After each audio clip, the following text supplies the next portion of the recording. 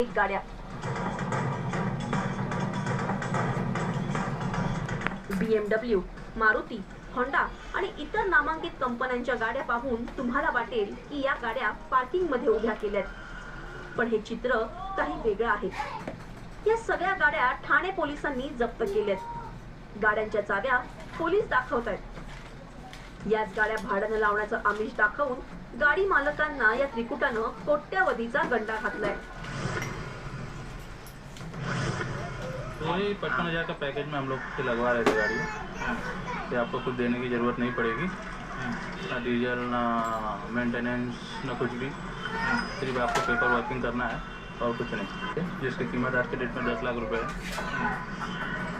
बस। और धंधे की मार की वजह से हम लोग गाड़ियाँ लगा दी, एक लालच बस, लेकिन ये लालच हमको बहुत महंगा पड़ा है। अनुराग तिवारी, रोहित घरत आणि राजेंद्र यादव या तिघांच्या टोळीनं लोकांना गंडा घातलाय। ग्रँड हयात सारख्या उच्चभ्रू हॉटेल्स मध्ये गाडी भाड्याने लावण्याचं आमिष ते दाखवत होते। गाडी मालकाशी गोड बोलून त्याला आपल्या जाळ्यात ओढायचे, त्यांना खोट्या भूलतापा देऊन महिन्याला 50,000 ते 1.5 लाख रुपये उत्पन्न देऊ असं सांगत होते। त्यामुळे गाडी मालकांनी या तिघांवर विश्वास ठेवून त्यांच्या ताब्यात गाडी दिली।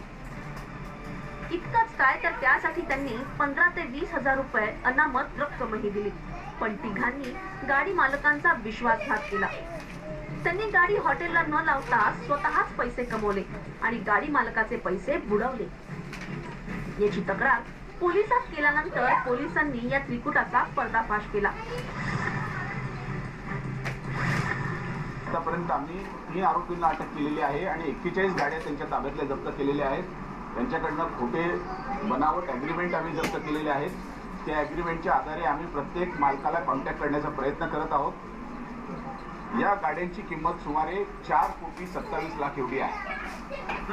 अशाच गाड्या अजून रिकवर होण्याची शक्यता आहे आणि ही गाड्यांची संख्या आणि गाड्याची अमाऊंट आणि आरोपींची संख्या अजून वाढण्याची शक्यता आहे।